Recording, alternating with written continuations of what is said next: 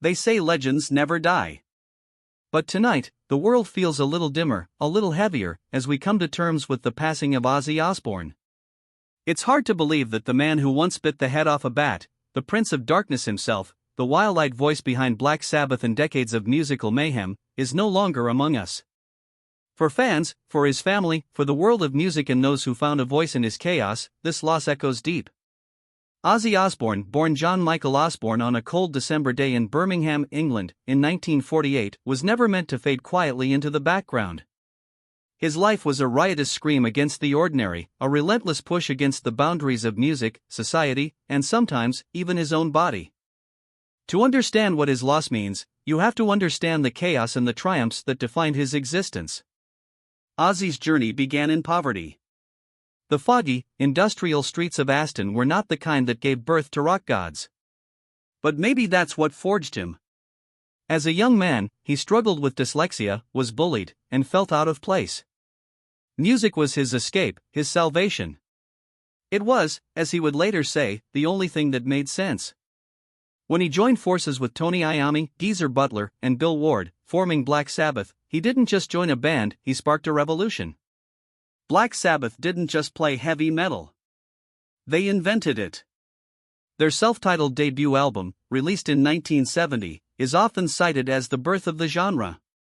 Dark, brooding, thunderous, it was music that felt dangerous, subversive, almost forbidden. And at the center was Ozzy, his unique, haunting voice cutting through the gloom, inviting listeners to embrace their darkness, their doubts, their demons. But behind the stage persona, the wild costumes and the notorious antics, Ozzy was always more vulnerable than many realized.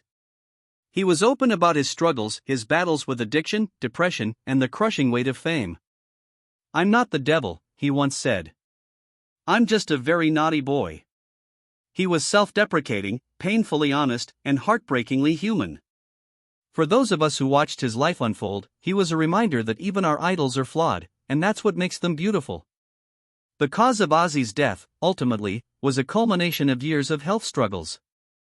It's almost poetic, if tragic, that a man who spent decades defying the odds, surviving addiction, accidents, and his own reckless abandon, would finally be claimed not by a single dramatic event, but by the slow erosion of time and the toll of his choices. In recent years, Ozzy was candid about his Parkinson's diagnosis, about the chronic pain that haunted his body after a near-fatal fall in 2019, and the battles that raged quietly beneath the surface.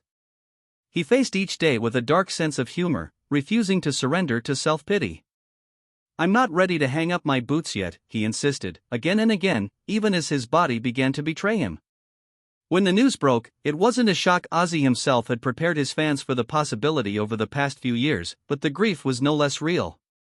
There is an emptiness in the world of music, a silence that can't be filled. It's not just the loss of a voice or a stage presence. It's the loss of an energy, a spirit that burned so fiercely, so brightly, that you almost believed it could never be extinguished. But Ozzy's legacy isn't just in his music or his wild stories. It's in the millions of fans who saw themselves in his struggles, who found hope in his honesty.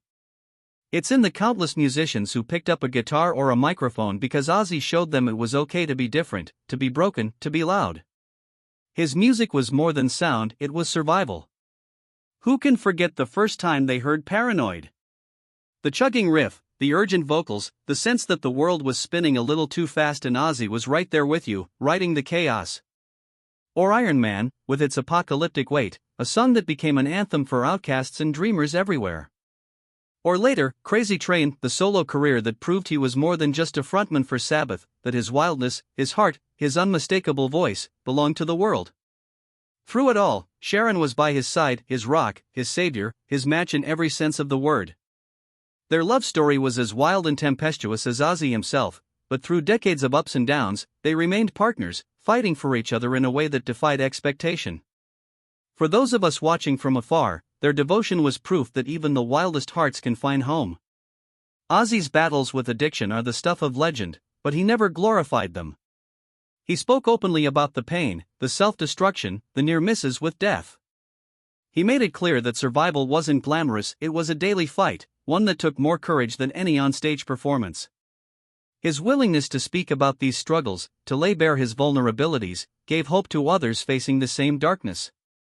He became, in many ways, a reluctant hero, a symbol that you can claw your way back from the edge. And yet, for all his demons, Ozzy never lost his sense of humor. He turned his own life into an absurdist comedy, never shying away from the ridiculousness of fame. The Osbournes, the reality TV show that made him a household name to a new generation, was as much a parody of rock stardom as it was a peek into the chaos of his home life. Who else could turn a shambolic, profanity-laden family dynamic into must-see television? Who else could make millions fall in love with his eccentricities, his befuddled wanderings, his strangely innocent take on the world? Ozzy was proof that it's possible to be larger than life and painfully real at the same time. He was outrageous, unpredictable, often incomprehensible, but always himself. That authenticity, that refusal to pretend, is what made him so beloved. He never tried to be anything other than what he was, a working-class kid from Birmingham with a gift for music and a hunger for something more. As we mourn his passing, it's easy to focus on the spectacle, the bats, the doves, the infamous moments that filled tabloids for decades. But those who really listened to his music, who followed his journey, know that the heart of Ozzy Osbourne was not in the shock value, but in the honesty. He sang about pain, about loneliness, about fear, about love. He gave a voice to the broken and the misunderstood. In his lyrics, we found pieces of ourselves, raw, unfiltered, real. His children Amy, Kelly, and Jack carry on his spirit, each in their own way. They've spoken openly about the challenges and joys of growing up with a father who was both a global icon and, simply, Dad. They remember the laughter, the chaos, the love. Sharon, always his fiercest defender and truest love, now carries the torch, holding together the family and the legacy that they built, against all odds. Ozzy's influence on music is immeasurable.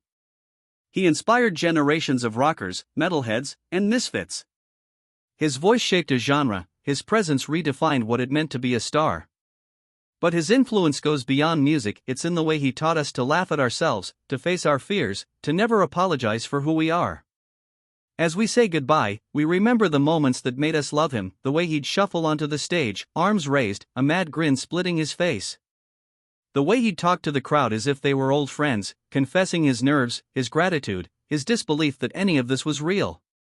The way he'd sing, pouring every bit of pain and joy and madness into each note. His story is one of survival, of reinvention, of relentless honesty. Ozzy Osbourne was never the villain his critics painted him to be. He was a survivor, a man who stumbled, who fell, but who always found a way to stand back up, to laugh at the darkness, to invite us all onto his crazy train for one more ride. As fans gather across the world outside concert halls, in living rooms, in the shadow of stages where Ozzy once reigned supreme, the air is thick with loss, but also with gratitude. Because for more than 5 decades, Ozzy gave us his all. He burned bright and fierce, never holding back, never surrendering to anything but the music and the love of his family and fans. Tonight, as we play his records, as we remember the moments that made us scream, laugh, and sometimes cry, we know that Ozzy Osbourne is not really gone. He lives on in every riff, every howl, every moment of raw, unapologetic humanity. The Prince of Darkness may have left this world, but his light, strange, chaotic, and beautiful remains. Rest in peace, Ozzy. Thank you for the music, the madness, and the reminder that even in our darkest hours, there is beauty, there is laughter, and there is always another song to sing.